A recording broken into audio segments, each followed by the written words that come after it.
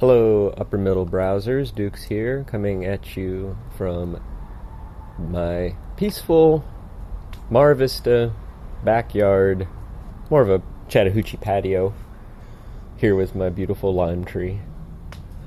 I have a special announcement, which is that coming up quite soon, we're going to have another draft. A draft is where Chris and I pick, in this case, I think the next 15 or 16 works that we consider, and it's going to be a live draft that you can join. And if you join, you get to participate. We're going to have a voting round where listeners will choose one of the series. It's fun. Chris and I both show up and we both pitch series to each other, and then we take a vote. But this time the listeners will get to weigh in and pick one of the series as well. That is going to be October 10th at 5 p.m. Pacific time. That would be 8 p.m. Eastern time. It'll probably take close to 2 hours, maybe 90 minutes. We'll try to keep it moving briskly. And if you attend, I promise there will be a door prize for everybody who attends as well. We'll do it as like a Zoom webinar or something like that. The details will be on the website, uppermiddlebrow.com, so keep checking. And mark the date on your calendar, and we hope to see you there. And I'm going to just let you enjoy some of these early fall. Technically, it's still summer for like a day. Oh, yeah. Today's the equinox. Or tomorrow. Days are definitely getting shorter.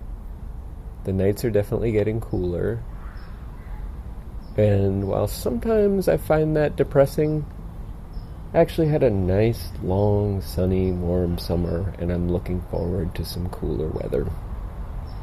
So, I hope wherever you are, you got a nice, long summer too, and that you are also looking forward for some cozy, cool weather.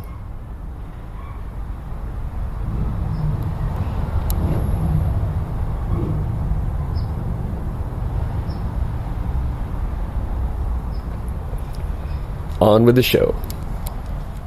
Take down all the old buildings, fence off round the old house. You can keep this house on a block for yourselves.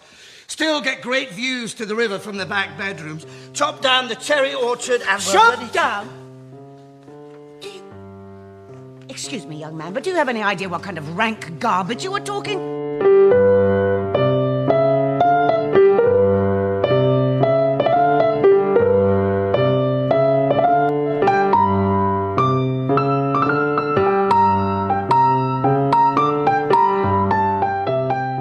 Yeah, night bag. Yep. Right. Well, you would be like where you keep your spare jousting poles. The night bag. No, I keep those in the dick bag. Why would you keep your jousting? I mean, you say jousting pole. I see. Yeah. Okay. Now you've gone down to 12 years old. Yeah. We're just going to keep. I was being a little bit sophisticated with my humor. Yeah. But a significant chunk. Hey, I mean, we're talking about Chekhov. And certainly, like, if we were to go back to Shakespeare, there are plenty of D jokes to be had. Oh, yeah, for sure. I mean, in this production, like, they take that chunk of text between Lubov and Trofimov and make it, like, explicitly sexual. Like, and really, like, take it in a direction that you're like, oh, whoa, okay, I didn't think that we were going to go that far. So it is, we're in a grand... that's one of the cool things. This is one of the questions I actually have for you as somebody who has been in sort of the world of drama brought into this culture. But maybe we ought to save that because I guess I feel like it's funny. It seems to me that there are a lot of understandings about the romantic subtext here that I didn't necessarily pick up from the page. And I think are maybe just they're just sort of known as part of the oral history of theater, in a sort of like, Stanislavski and the Moscow Theater did it this way in 1914. And I'm trying to Sandy Meisner saw them do it that way and taught his actor and, I forget the other the other two sort of famous acting teachers from the 50s and 60s. There's Meisner. There's the woman. What is her name? Stella Adler. And there's Stella Adler, and then there's the guy who played Hyman Roth in the other, kind of the three of them. There's a great book called The Method that came out a couple of years ago. Yeah. I have an answer for you, but I think I could answer it now, but we could also come back to it as well. Yeah. And I don't know. I think it's an interesting answer. I'm not sure, but it sort of came to me as you were talking about it because, yeah, I think there's something to be said about that. But yeah. Well, should we just get into it? Let's just get into it. I mean, let's do a very quick recap. This is a play. One of the things I thought we could tell. I mean, we could do the plot, and then the other thing I think we could do that would build on last time is we could name the cast, and maybe give one or two notes about how each character is portrayed. Yeah. By each of those actors. So, well, I mean, super quick plot recap. We did this last time. The noble lady, Lubov, comes home from Paris to her sort of provincial country home where she grew up as a child. She has with her daughter, Anya, her brother, Gaev, a few servants.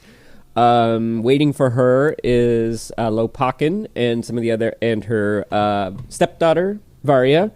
And very significantly, this merchant, Lopakin, I guess I mentioned him, and some other neighbors and other followers. It's a big to-do. She gets home. She's exhausted, but she's excited to be home. But very quickly, we learn that the house that she is staying in, the manor, the estate, is underwater on the mortgage. And if she doesn't come up with a plan, it's going to be sold at auction in a few months. And that's pretty much Act 1. As we talked about last time, Lopakin proposes a subdivision solution, cut down the cherry orchard, and he is scoffed at. Do you want to do Act 2? Yeah, Act 2, the standard rap on Chekhov plays is that in Act 2, nothing happens. Except, I really think Act 2... A lot of flirtation. But also, if we continue to look at everything through the lens of what would Neil Stephenson do. Chapter 2 is essentially like setting up chess pieces so they can be knocked over with great dramatic effect in Act 3. I'm just imagining like a 12-hour play set in the steppes of Russia with like cryptocurrency and gold and wheat futures and like there's just a German invasion. and like, right, a submarine in like Lake Baikal. Lady Ranovskaya, we're going to have to sell your submarine. What is this idiocy you're talking about? How else will I cruise on Lake Baikal in the beautiful summers? My fondest memories of my mother were taking me on submarine cruises. I've loved the sound of the diving klaxon echoing among the fir trees of my youth. Awooga! Take this barometer. It's 200 years old. Think of all the wonderful service it has done. My God. Wait, what am I doing? Lionizing a barometer. Yes. Well, so that's Act 2. To treat it somewhat seriously, Act 2 is where the ideas that Chekhov are trying to weave into the play in a tasteful and non-overt manner. Act 2 is where Chekhov really tries to do his showing, and everybody sort of tells you who they are. Yeah. And what their values are. Yeah, and you get a few very powerful monologues to different effects from different people. And it's later it's early summer by Act 2, so the clock is ticking. There are some flirtations that occur, some relationships have developed, and like you said, we learn a lot about each of the characters, and we move from there into Act 3. In Act 3, I found this a little confusing. It's happening as the auction is happening off scene. I couldn't really tell if it was happening in some other location. In this play, it's staged in their house. But essentially, most of the major characters are kind of entertaining themselves while this happens. There's a certain amount of drinking. the German governess Charlotte puts on a very impressive magic display and ventriloquism. And at the end of that, we learn that Lopakin, who has been trying to get Lyubov to sell the cherry orchard so that she can have some income, or try to get her to subdivide it, sell off several parcels or rent them off, and so that she can keep living there. She refuses to do it, and he manages to buy it, and he is very, very happy about that, although he also... It's poignant because this is heartbreaking for Lyubov, because she has to leave her beloved childhood home, as do her daughters and the retinue. In most productions, it seems like the suggestion is that they're throwing a party because they assume that at the end of the day they will own the orchard again. It's supposed to be like a celebration of the. Why do they? Oh, that's weird. But they should not think that, right? Like that. Well, that is no, they shouldn't think that. But I mean, like. Well, there is this. They all have this. The wealthy people all have this sort of attitude of like something will come up. Yeah, Yeah. It's like they've been standing on a train track all summer long with a train bearing down on them, and they have decided to throw a party for the moment when the train diverts. Well, and the neighbor, who was also in difficult financial straits, I forget his name. Simoniev Pishik. Actually is rewarded for his pointless optimism. Yeah. He actually makes out despite doing absolutely nothing to secure his good fortune. And then, Act 4, everybody leaves. Yep. Yeah, everybody has to pack up and go because Lopakin is making good on his promise to cut down the orchard and subdivide it. And we get to see everybody go. And in sort of an inversion of Act 2, we are reminded of who everybody is. But we're also... There's a poignancy to it because we know this is the last time we're going to experience these characters, and that probably they're going to experience each other, which is brought to like a real driving the point home when the ancient servant Fears is forgotten in the locked orchard, in the locked estate house. And in most productions, he sort of dies on stage as the lights go down. That's sad. Yeah. And the other sort of sad thing that happens, there's been this sense that Lopakin is going to propose to the stepdaughter, Varia, and he seems about to, and then the moment comes and he doesn't do it. Yeah. And she is sad. And actually, Lopakin's sort of emotional state in that moment is something I want to talk about later. But so our cast... why don't we'll do 3 in a row. How about? Sure. So, Dunyasha, the maid, the young maid, is played by Emily Tafe, I think is how you say her name. Lopakin is played by Conleth Hill, who I did not recognize as Lord Varys from Game of Thrones. Holy shit. Isn't that amazing? Oh my God, you're right. Yes. And I would say brilliantly. He is portrayed as vulnerable, bumbling, and sincere all at once. Pip Carter plays Yippee Hodoff as a kind of tall, actually kind of handsome buffoon, as he's written.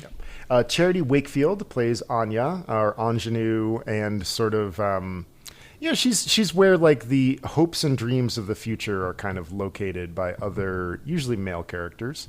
The great Zoe Wanamaker is Lyubov Ranovskaya, the matriarch. Absolutely makes the play. Just absolutely. Just a stunning performance. Carries the whole thing. Yeah. I mean, the other none of the actors are bad. I mean, but she is insanely good. It's one of those it's one of those moments where it's either a brilliance of casting or direction or both, or just great ensemble play. Where everybody knows that the most important thing is that Lyubov gets the arias. That she, not Arya the character, but the operatic aria. Like she gets the big moments that are sometimes Trofimov gets something close to it, but he never really quite sticks the landing. Well, I think Lopakin has a few moments like that. He should, yeah. But Claudie Blakely plays Varia, to just heartbreaking effect. Yep. It's back to you. James Lawrenson as Gaev, who manages to make Gaev a little more charming in person than I found him on the Mamet page anyway, the Mamet translation, as a sort of charmingly bumbled, addle-headed aristocrat. Mm-hmm. Sarah Woodward is Charlotta as a pretty stereotypical German governess. Tim McCullen is that right? Tim McCullen, is the student. No. Sorry, Tim McCullen is the Simeonov Pishik, the neighbor, who does great mustache work in this production. And is the actor that sort of takes me the biggest distance from distaste to charmed. Mm. He does also there are a number of glances that he gives other characters at various times that he gets a lot of mileage from his eye work and his mustache work. Gerald Kidd plays a handsome and dangerous servant named Yasha, and to sort of simmering malevolent charisma, and I think he does a great job with that. Kenneth Cranham plays the ancient servant Fears, and Mark Bana plays Petro Trofimov, the eternal student who kind of stands in for a sort of nascent socialism. I'm trying to think of the name of the actor that the guy who plays Yasha reminds. Rufus Sewell. He's they got him because Rufus Sewell wasn't available. Yeah, he's basically like a really good approximation of Rufus Sewell. Yeah, they were if you ever saw what movie was he in? Cold Comfort Farm. His Yasha is almost exactly Rufus Sewell's character. I'm mostly in Cold Comfort Farm. familiar with Rufus Sewell's Fortinbras in Kenneth Branagh's Hamlet, where Rufus Sewell plays his asymmetrically sized, icy blue eyes to just complete unsettling effect. Because if you've ever looked at Rufus Sewell dead straight on, which is pretty much the only shot that Kenneth Branagh gives Fortinbras, you notice that he does have this kind of asymmetrical eyeball, which really works for him. Have seen have I seen the Branagh Hamlet? No, I don't think I ever saw it. I've seen the Mel Gibson Hamlet several times, which is quite good. The Branagh Hamlet is excellent. Is Branagh Hamlet? Yeah, of course. I mean, that guy. I should check that out. He couldn't cast himself as anything less than Hamlet. Well, and my feeling is that the thing I've always said about him is that he's a better director when he's not directing himself. Mm-hmm. But I would be happy to be proved wrong in this case. I mean, the cast is just astonishing. Derek Jacobi is Claudius. Kate Winslet is Ophelia. The list goes on and on and on. Brian Blessed, who is, if you've seen Kenneth Branagh's Henry V, he plays a very violent Gloucester. And it's just very good. I remember kind of coated in armor. Coated in armor. Yeah. Right. What does His Majesty the Dolphin think about that? Says something like tennis balls, my liege. Tennis balls, my liege. Right? I remember that. Yeah, he's like a bionic. Yeah, exactly. He gets a paragraph worth of acting out of those 4 words.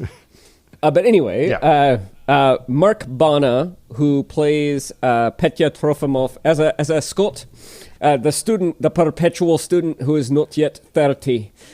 And Craig Ells plays the passerby and plays him as a kind of on the edge of violence, unhoused person who might be, having a mental health breakdown at that moment. That he terrifies the other characters. And then Paul Dodds is the station manager, and then there are some ensemble casts.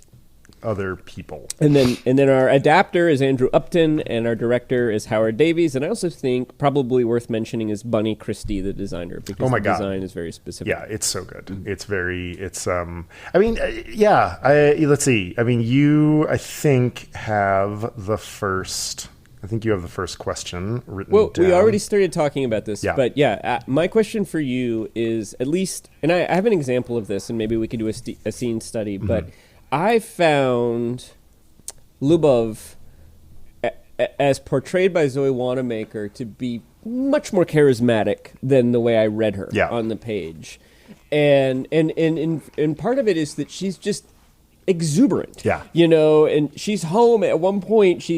Everybody's talking with her about coffee and whether to sell the orchard and all this other stuff. And at one point, she just gets up and is like, yeah, and does this little I'm home happy dance. And you can't, and I'm just wondering what you make of that choice, that performance. I certainly think it works fabulously. And it invests me in the story more so than the page, the text did. But what do you make of that? Do you think that she is picking out something that was in the text, or do you think they made a decision to change the character a bit from Chekhov's intention? Yeah, this is kind of one of my questions for you about characters that were perhaps the greatest distance from your experience of them on the page, because I really think that's the abiding joy and mystery of Chekhov, is that, and we talked a little bit about this last time, that when I did some scene study of this play of these characters for the first time and read it, I was perplexed. And then, through being directed by somebody who was only 22, but had 2 or 3 more years of theatrical experience, to be like, oh, okay, this is a script in probably the loosest sense of the word, and that really Chekhov's genius lies in the space that he leaves, not just for the audience, but for the actors. And you and I have talked about this, about his prose too, that there is so much room left to the reader to experience what, to sort of project their own life and times and feelings and emotions onto the sort of screen that Chekhov has set up for us. And I really do think that his genius is that good or bad performance is there in the text. I mean, it's this very strange, we could even talk about it as nature versus nurture. Is it the text or is it the interpretation? And I mean, I really think it's both. And I think what a good director and a good actor are going to do, and I am going to answer your question. I am going to say whether or not, I would say that the great Chekhov performances are 2/3 interpretation and 1/3 text. And I think it's amazing that Chekhov had the humility as an artist to recognize that was his part to play, was to give actors and directors and designers this kind of marvelous scaffold that played correctly could encompass all parts of the human condition, and then played poorly is when you see a bad Chekhov play, it is unbearably bad, because usually the problem is that people just get up there and say the lines. And these plays, I really think, live in what you do outside of the lines and outside of the text, and that's why I love this production so much. Well, I'll also note, and I have a few examples I'll point to in a moment. Assuming that Mamet is relatively faithful to the literal translation, this is heavily rewritten.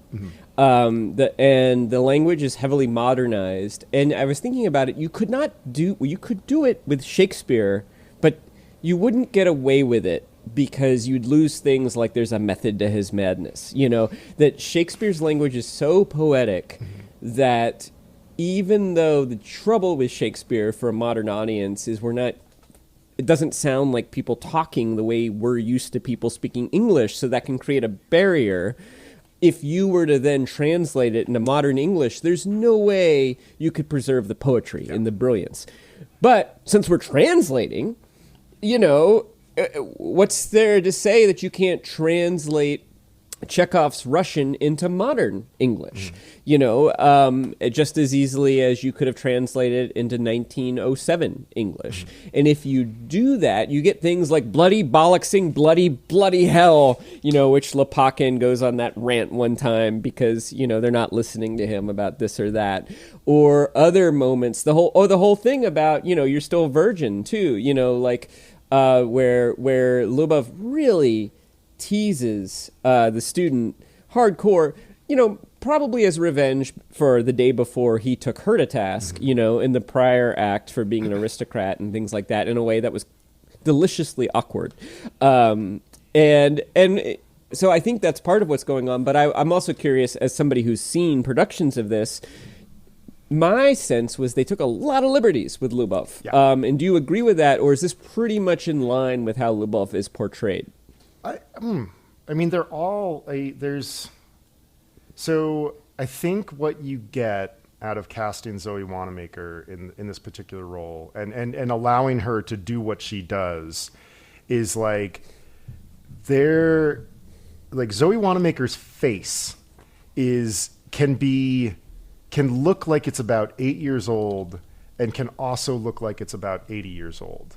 And she has like her features are small and sort of elfin and childlike at times, and that allows her to really like exist in the full spectrum of emotions that this character has, which is like titanic. But then also, when I was watching this production, the thing that stood out to me the most about her performance is the number of times that she has no identity other than the identities that she allows other people to craft for her, or that the cherry orchard supplies for her. And there's these moments when she's talking about men and like, I don't know who I am without them. And she loses one and she instantly, it's the old, like, the quickest way to get over somebody is to get under somebody. Yeah. And you do get... Which, by the way, is not true. No. Okay. Yeah, listeners. If there are anybody out there who thinks... Oh, I mean, it's sort of true, but it's like basically saying like the only way to get out of the foxhole is to get blown up by a nuclear bomb. Yeah, exactly. Yeah, perhaps, I mean, that saying would be better rewritten as, if you would like to temporarily defer the pain of rejection... And create some new problems. Right, yeah. It's like debt. It's not a good idea. Ranovskaya really doesn't know who she is, and she has no identity other than what she allows other people to kind of paint for her. She's lost her youngest child. She's been used financially, probably sexually, and now the one thing she has left is being turned into summer homes. It's funny. Her song in the modern pop canon would be "When Will I Be Loved?" Right? Like, I've been cheated, been mistreated. When will I be loved? Yeah. And Lopakhin's song is "Gumboots" by Paul Simon. Oh my God! Trying to rearrange my position on a friend of mine who had a bit of a breakdown. Breakdowns come and breakdowns go. What are you going to do about it? That's what I want to know. Is Trofimov 50 Ways to Leave Your Lover? Or is that... Gosh. Yeah, Trofimov is like Eve of Destruction. Oh, God.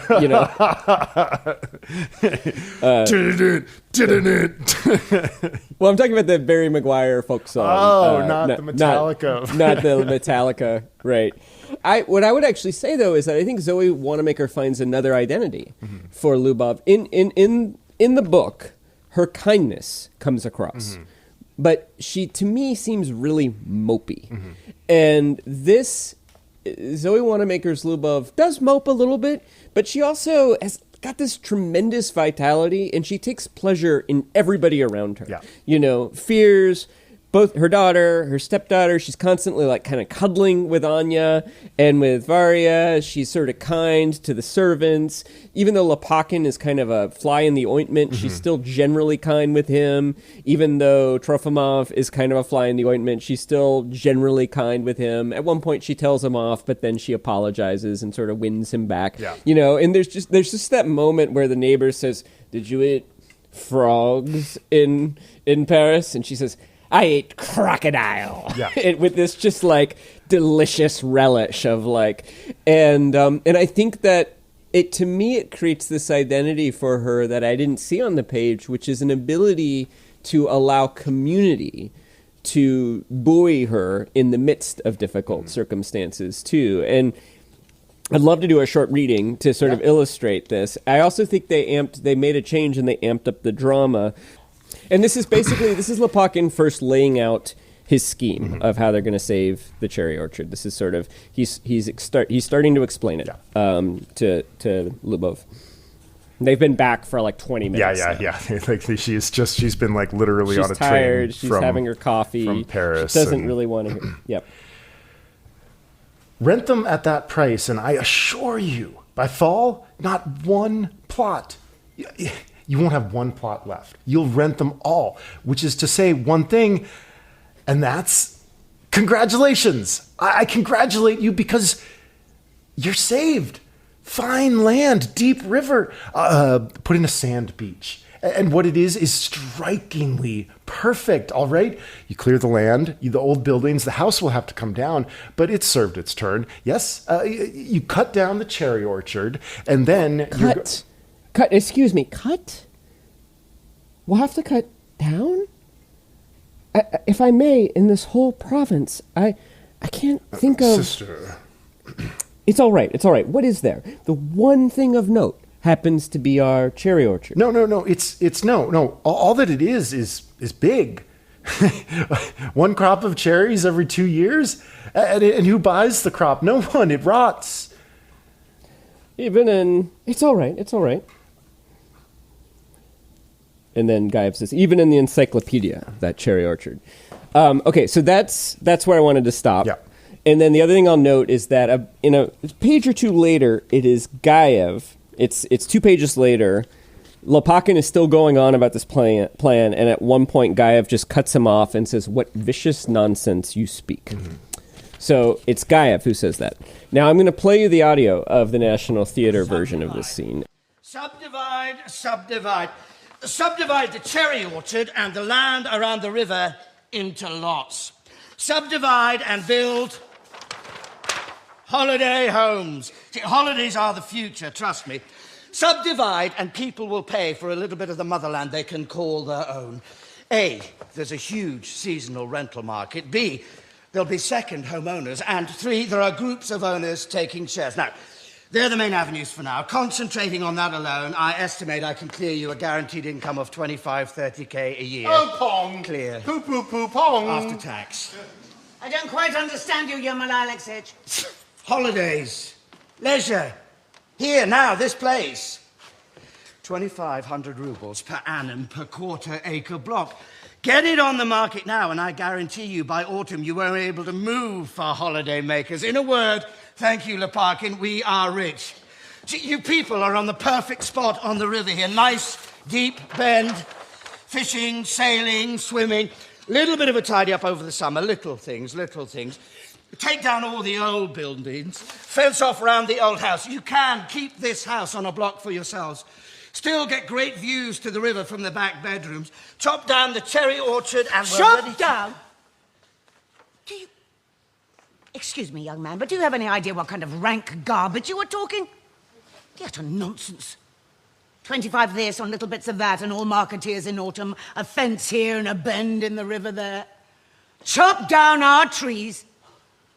If there's anything even remotely significant or of interest in this miserable little backwater, it is our beautiful cherry orchard. That such a huge piece of land should be so completely unproductive? Ha! Cherries? Cherries, anyone? No one eats cherries. Madame, no offence. My dear lady, no one even eats cherry jam. No one bothers with cherries. And even if they did, even if they were suddenly to become the most popular fruit in the whole wide world, you lot are lucky to get a moth-eaten crop every second year. The fact is, it's just a lot of trees blocking the way to the water, which is the pretty bit. That lot of trees is mentioned in the encyclopedia. Yeah, that obstacle to unencumbered water sports is considered to be of national significance.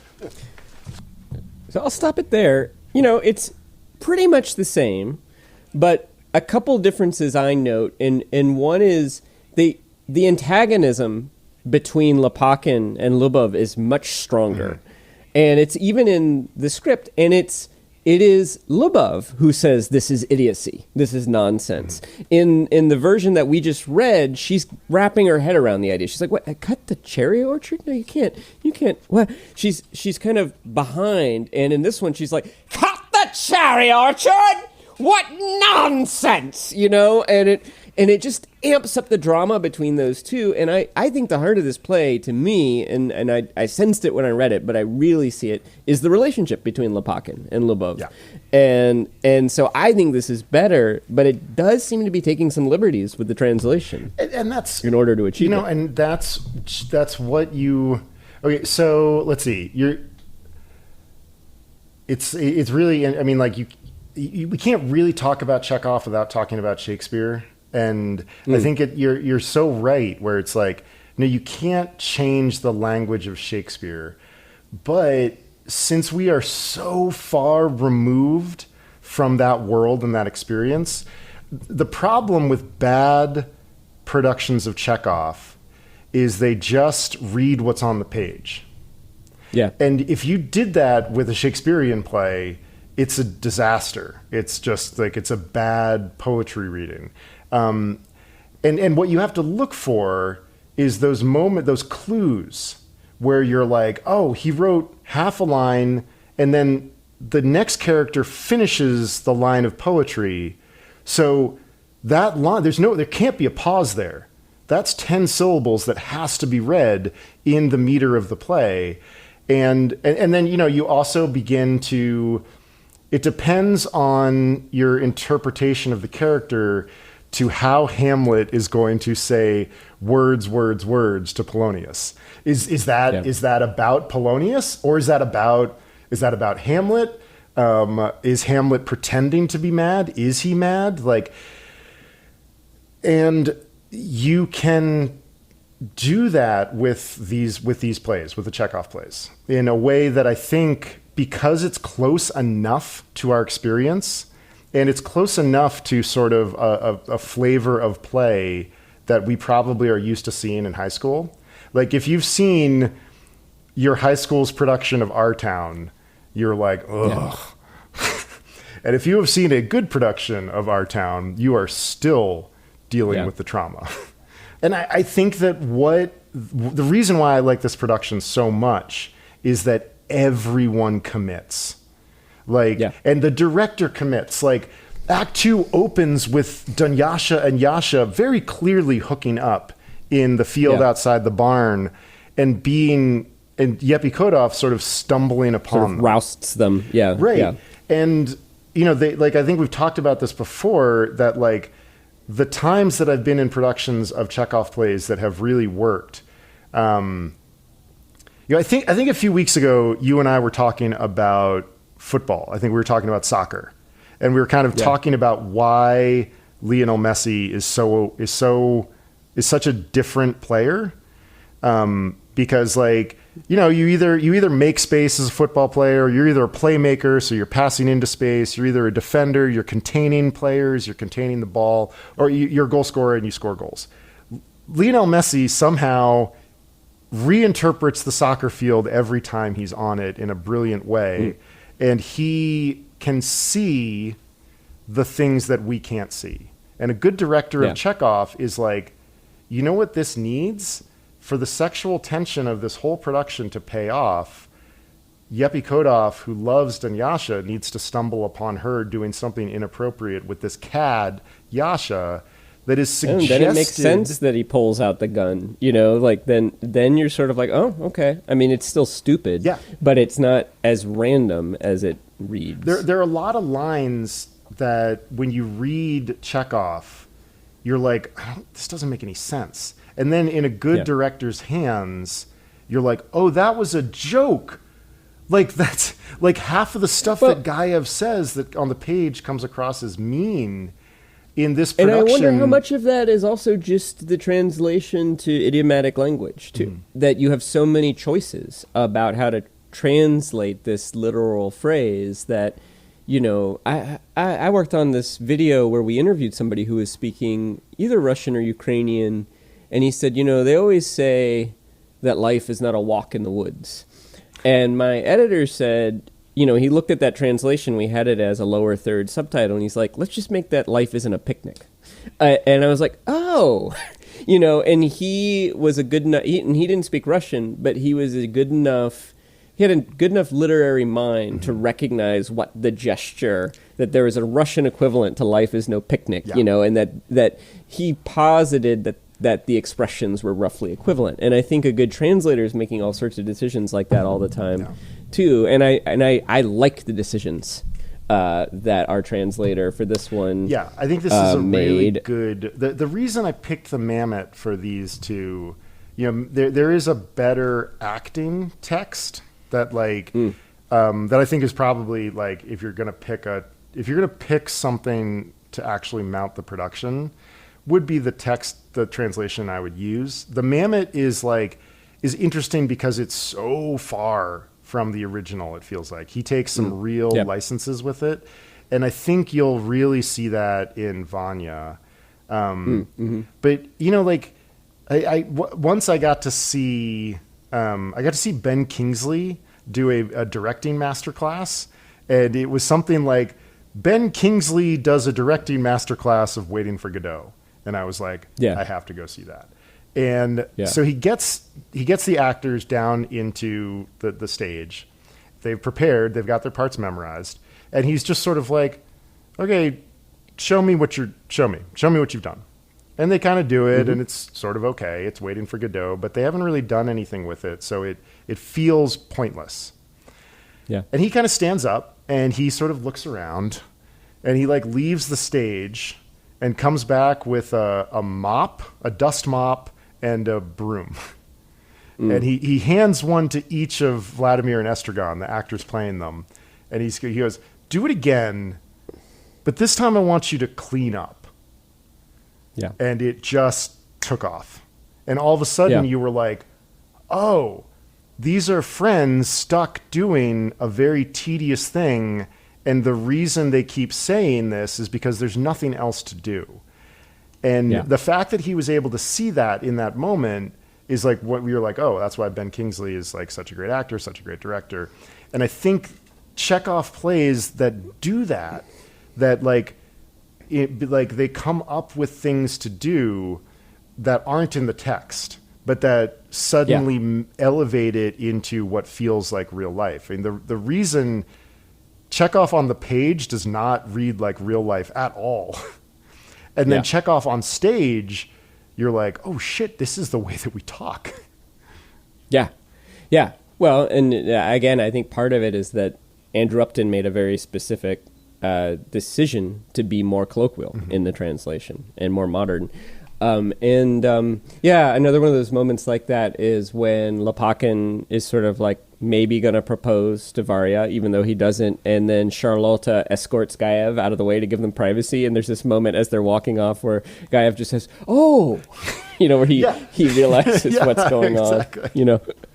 And it's funny, and it's very real.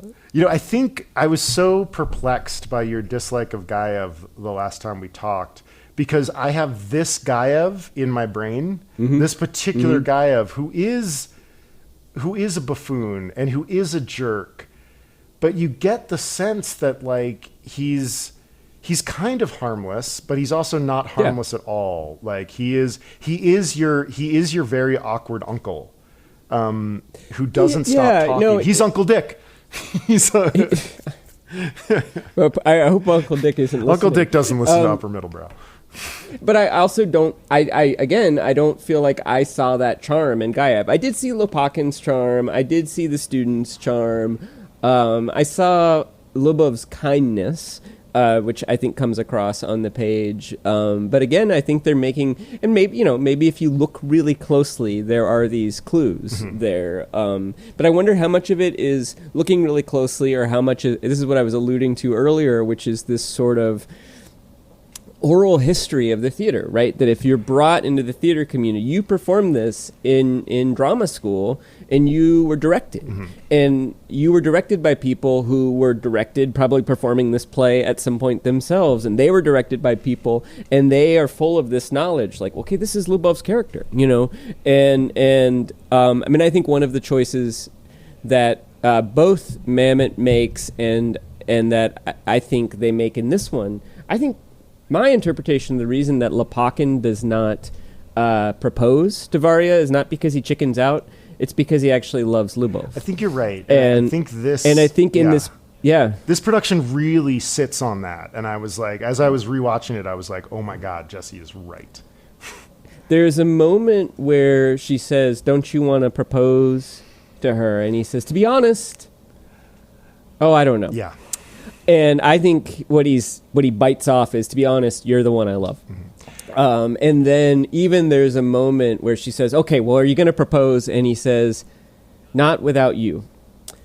And it's in the book slightly differently. In the book, the translation is, I don't think I could do it after you leave, or something like that. But this interpretation is not without you. And he looks at her plaintively, and she turns back and says, splendid, I'll go get her, or something like that. And she misses it. Yeah. Or maybe she sees it and, doesn't return his feelings. And so, I'm sympathetic for Lopakin, and I actually think he probably makes the right choice, because he's not really in love with Varya. And it would be an act of kindness to propose, and he would be doing it to make Lubov happy.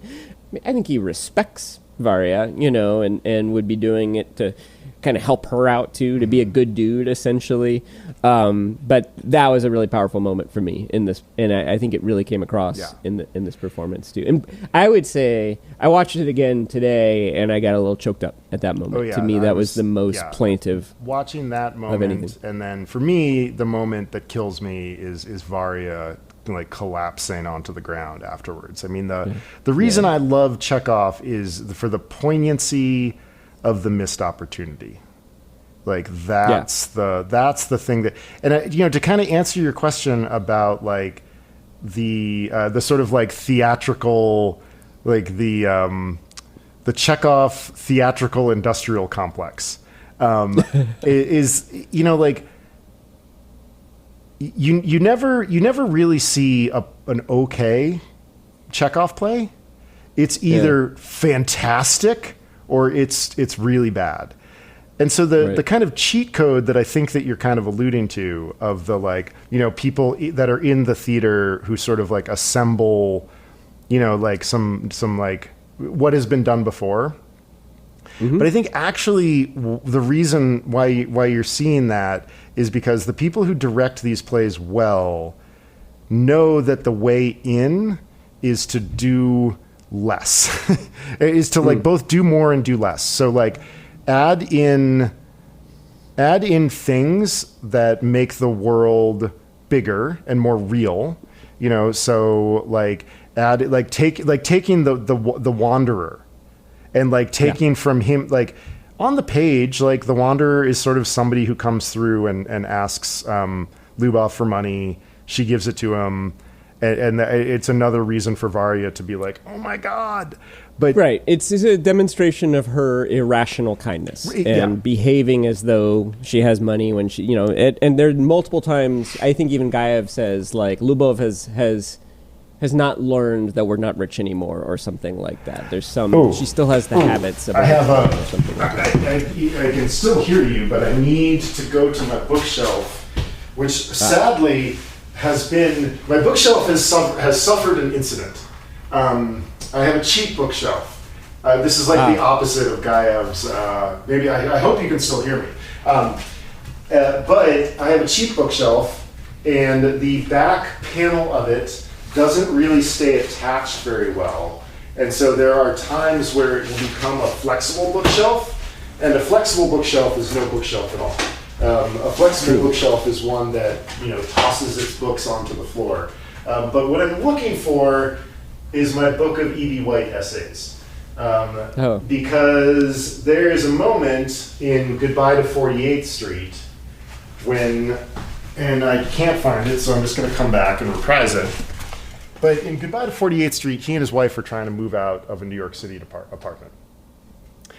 And a friend of theirs comes, has said that he will purchase some of their books. And the friend shows up and begins packing up the books. And as they are talking, the friend mentions that his brother has died recently of cancer. And he leaves with the books, and E.B. White says something like, after he left, it seemed as if there were twice as many books and twice as much sorrow.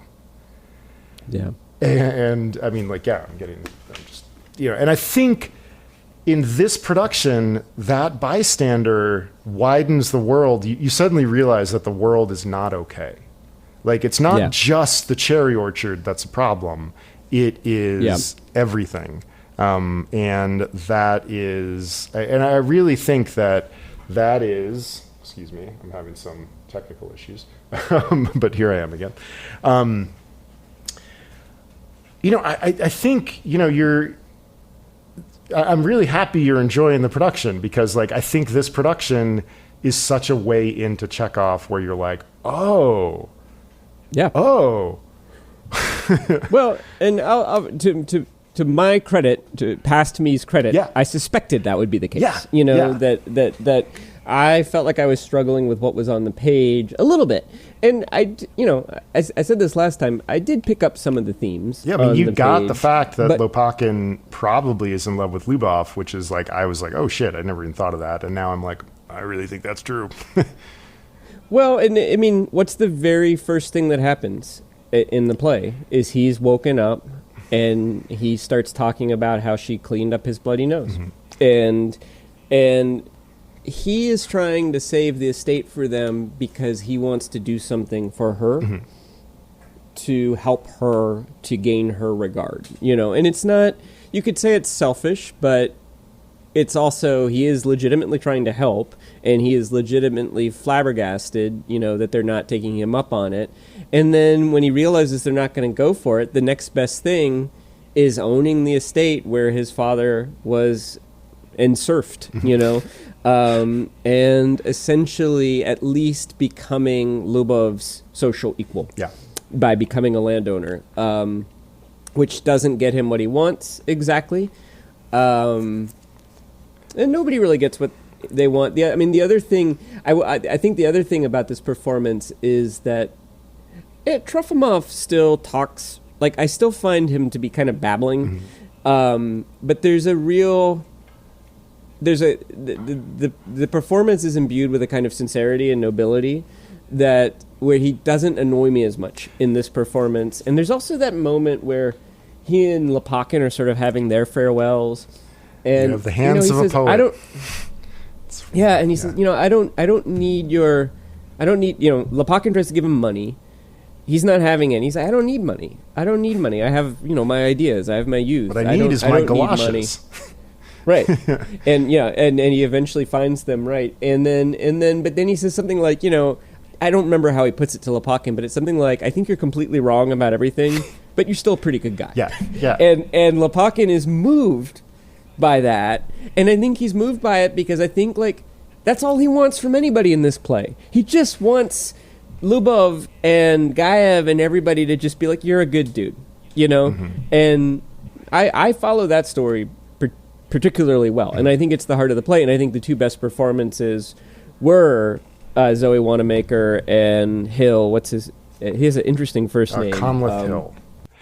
And I would put Trofimov, the actor who plays Trofimov, in there too, because he does do such a good job of taking that literally sophomoric points of view about workers and happiness, and Lopakhin and Trofimov are the two sides of the capitalist socialist coin. And what's amazing about Chekhov is that both of them come off equally buffoonish and sensible. Yeah, and they both represent the new, too. Yeah. They both represent... The old order is changing. These are two visions of the new order. They're two competing visions. Yeah. And they don't agree. But I also think that one of the things that really...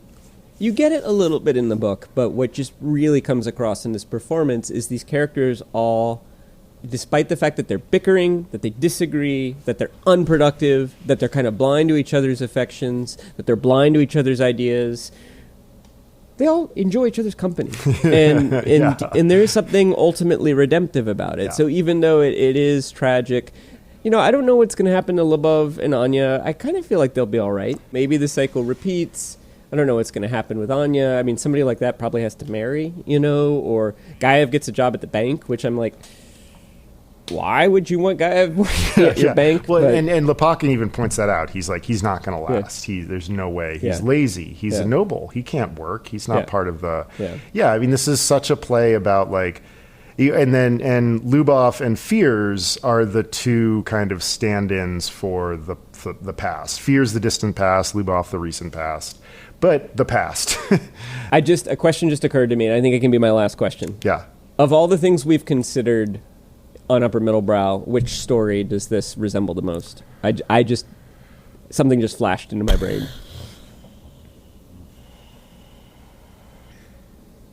Could be Parable of the Sower or The Arrest. I see The Arrest. What's coming up for you? Big Night. Oh shit! Yeah. Yes. Right. Yeah, and I think the last great effort, the loss of the beloved dream. Yeah. But we still have each other. Yeah. The hug. Yeah. Wait, here's an interesting and I think that's a good example. And I mean, an interesting choice from Chekhov here is,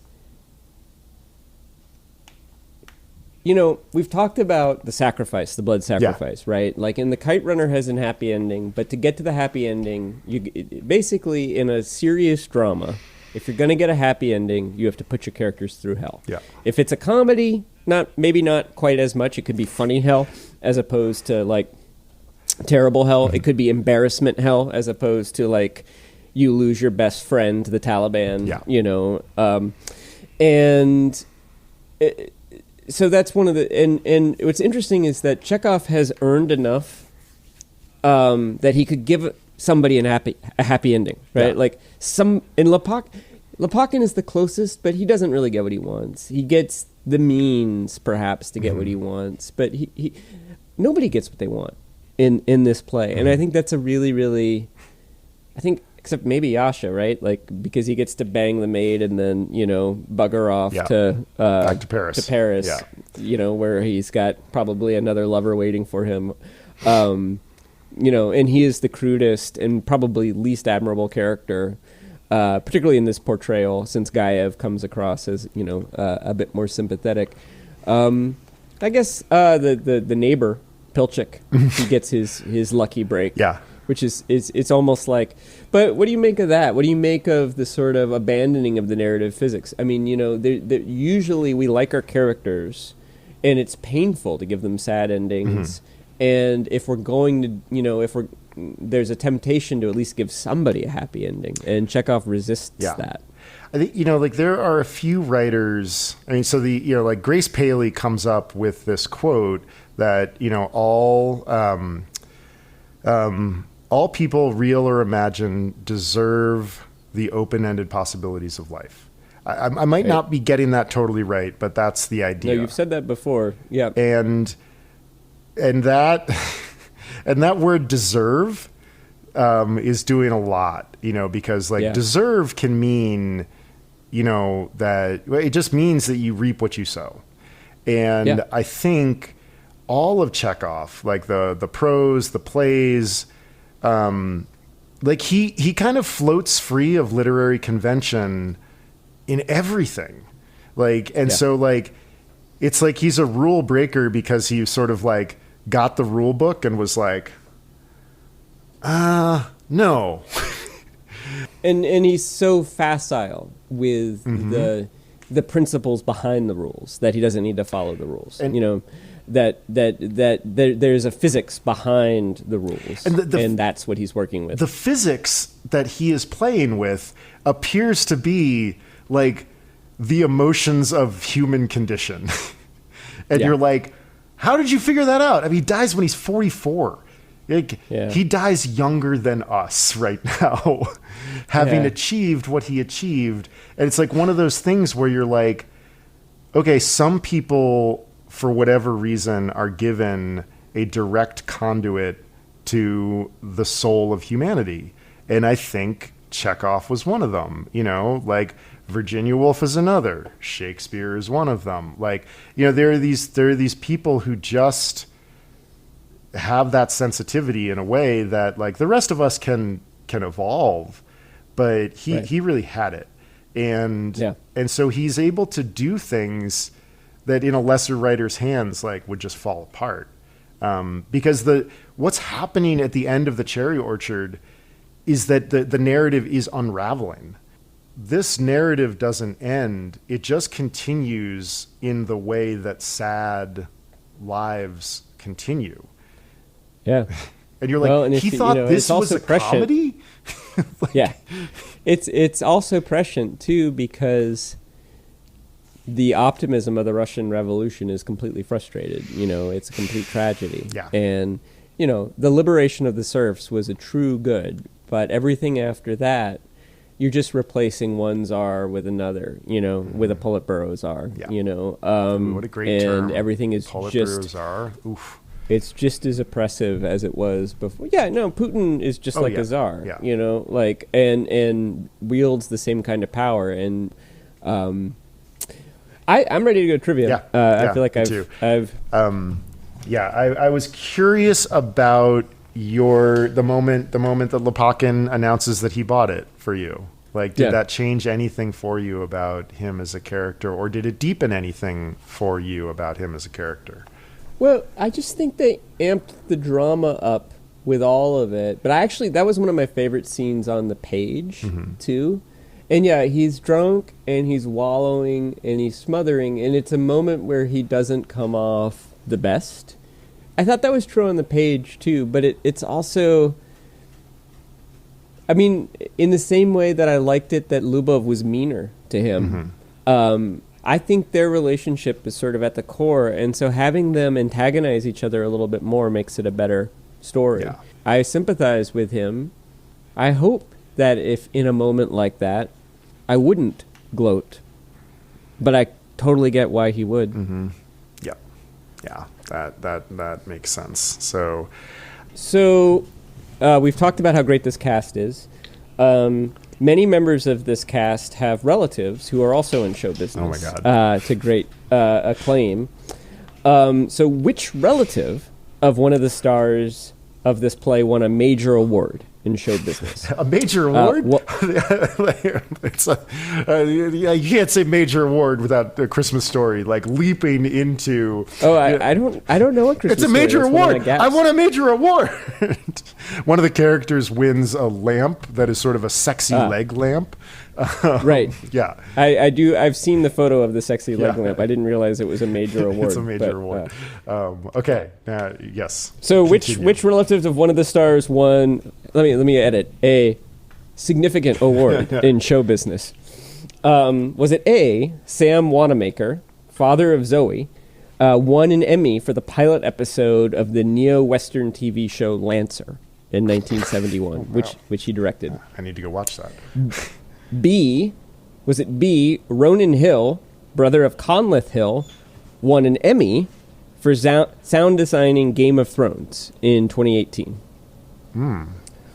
Or C, Mark Bana, is that his name? That's some relation of Petya. Yeah. Mark Bana's brother, Connor Bana, won a Tony. Connor Bana. Connor Bana won a Tony. It's funny who he portrayed, too. Won a Tony for his portrayal of Babby Bobby in the Broadway run of The Cripple of Inishmaan in 2014. Oh, fuck. These are all... So you're getting your curric ready, Babby Bobby. It's one of the lines I can remember from that play. Oh, my God. God, what a writer! What a writer Martin McDonagh I'll ask is. you one more time. So you're getting your carrick ready. Great play. Now I just want to do lines from In Bruges. I am gonna go with the last one. I'm gonna go with the Tony for the Cripple of Inishbofin.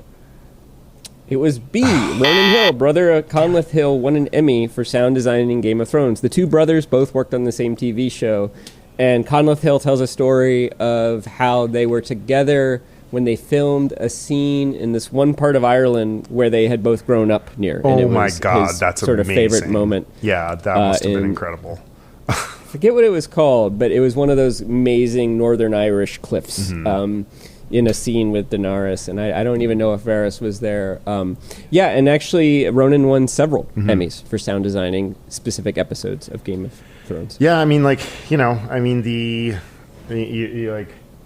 production. Say what you will about Game of Thrones, the production values are insane. Oh yeah, production values, performances, some of the scripts. Yeah, I think that there were excesses, and I think there were some misfires. Yeah. But it was a very, very well made show, and it's effective. Yeah. Yeah. So, in 1920, one of the great writers of the 20th century saw a production of The Cherry Orchard and said, "The beautiful mad drama, which I had staged often in the dim recesses of my mind, was now hung within a few feet of me, hard, crude, and over-emphatic. Which literary great is here heard savaging a production of The Cherry Orchard? Was it A, F. Scott Fitzgerald, B, Ernest Hemingway, C, Virginia Woolf, or D, a very young Larry Niven?" I think Larry Niven was born after, what was it, 1912? But you said it was what was it, a date on the production? I just said a early 20th century production. Early 20th century. Hemingway, Fitzgerald, Virginia Woolf. And I can give you the quote again if that would be helpful now that you know the putative possibilities. Yeah, can I have it one more time? "The beautiful mad drama, which I had staged often in the dim recesses of my mind, was now hung within a few feet of me, hard, crude, and over-emphatic." I mean, it's funny, over-emphatic does sound like savaging. Everything up to that point, to me, sounded like a glowing review. It's interesting. You could what work is hard and crude doing in this particular? Yeah, I can see what you mean. Yeah, just like ripped the tragic reality of day-to-day family life is presented in all of its crudeness and boldness. I'm gonna say Virginia Woolf just because that seems to resemble her prose better, and I just have a feeling that Fitzgerald and Hemingway would both like it more. You got it. I'm going to go with Virginia Woolf. Congratulations. Way to go. It wasn't Larry Niven. Yeah. I think, I applaud your close reading. Cause I was like, it could be, I was like, it's not Hemingway. Like this sentence. Hemingway would be like, "What a load of tripe." Yeah. Hemingway has never said, "The dim recesses of my mind was now hung within a few feet of." There's too much. Yeah, that phrase has never left his. Yeah. There's too much. Fitzgerald stage. could have written that, but I feel like Fitzgerald is more aligned with what Chekhov's doing here than Virginia Fitzgerald. Woolf. There'd be more like bombast. There'd be more Chabon. And what I think is so cool about that quote is that it really shows us that it's the power of the production. Really makes, in the same way that Shakespearean plays are completely reliant on the production. And you have to go into Shakespeare and Chekhov with this weird double vision of utterly revering the text and yet knowing that you have to do something more than the text, than these texts that like these, like 40% of the greatest writers of the last 500 years have come up with. Yeah. I don't speak Russian, so, but if I would say seeing the Moscow Theater Stanislavski performance of this play would be way up there on my list of time machine activities. And in particular, because apparently Chekhov didn't like the performance so much. And, it's tragicomic. I even looked up whether the word tragicomedy existed prior to this. Interesting. And it does. Oh, It cool. does. I found a reference to tragicomedy in 1845 or something like that. And there were even plays that would describe themselves as tragicomedies in the Interesting. 1840s and Did not know 1850s. that. But I thought that was interesting. Well- Remind us what is next. So first, I will read this play several more times before I am dead. Okay. I will read this play 100 more times before I die.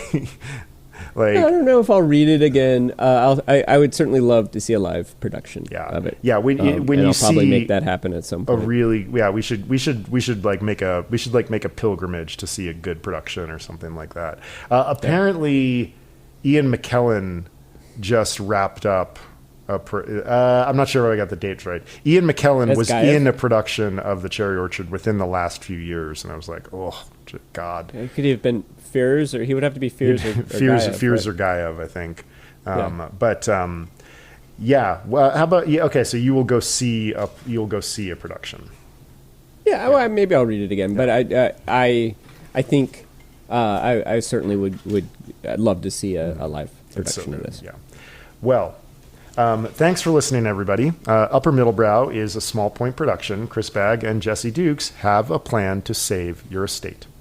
Music by Ben Pajak and Jesse Dukes. Design and website by me, Chris Bagg. And you can learn more about us and find our listener survey. We're just going to keep asking until we get 10 people to fill it out at uppermiddlebrow.com. And please review us in your podcast app. It really helps other people find the show. Last time I checked, we were up to 7. Ooh, 3 I haven't checked in a while. Three more, so, folks. Yeah, all we need is 3 more, and we'll stop blathering about that. Yep. Oh, but we gotta save the date. Wait, I'll do the and a reminder. Yes. It's funny, we both did like Saturday Night Live Rob Schneider Orgasm Man. And a reminder, Chris and I are both writers and editors and can help you with your writing, podcasting, or editing project. You can see some of our portfolios and learn more at our respective websites, chrisbagg.com and jessedukes.com. And if I'm doing the math correctly, this is episode 63, and this is our last series of season 2, which means that we are soon to do a draft, as we like to call it, where Chris and I select the next roughly 12 books or movies we're going to consider, although this time our plan is to select 5 series, and one of those series will be a listener choice. Yeah. So if you show up to the live draft, you can vote on an Upper Middlebrow series. And we have a date for that, and that date is October 10th at 5 p.m. Pacific Daylight Time. So you can check uppermiddlebrow.com. You can check our social media accounts for an update.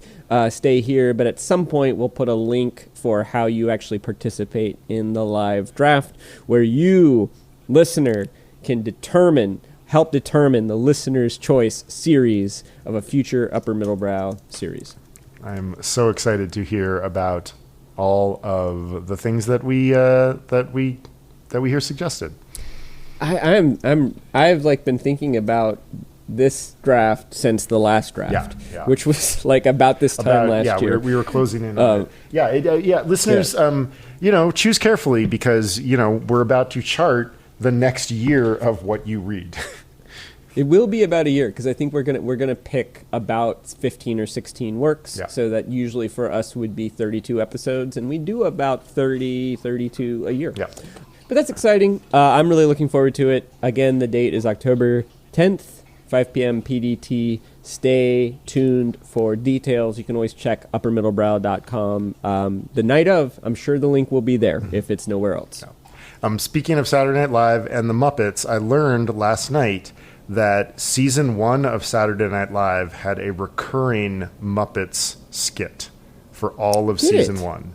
And apparently, I don't know if Lorne Michaels was part of the directing team in season 1, but apparently whoever it was and Jim Henson did not get along.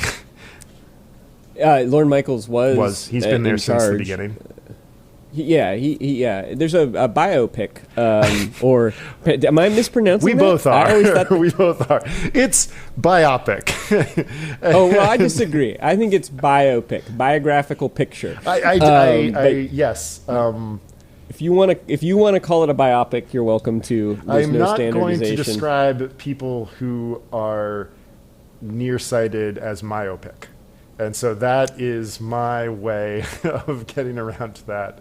Right. Well, myopic is spelled with a Y, and it has I believe, Greek root, whereas biopic is a portmanteau of biographical picture. Yes. The first 2 syllables of biography is bio, and the first syllable of picture is pick, and therefore Jesse Dukes will be saying it as biopic heretofore. But you do what you want, Chris Bagg. It's a free country. We're not living in, Soviet Americanistan yet. Not yet. Things can change. Yeah.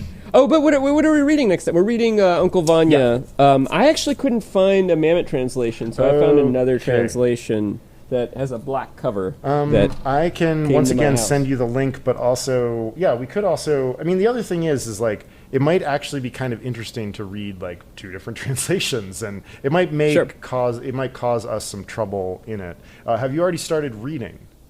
Nope. Okay. Nope. Send me the link. Also, it might be at my local library, Yeah. and I love to patronize the Los Angeles Public Library. I know, as you proved by showing me that you were going to be becoming a supple leopard out of my hold is placed. It'll be waiting for me at the Mar Vista branch in a few days.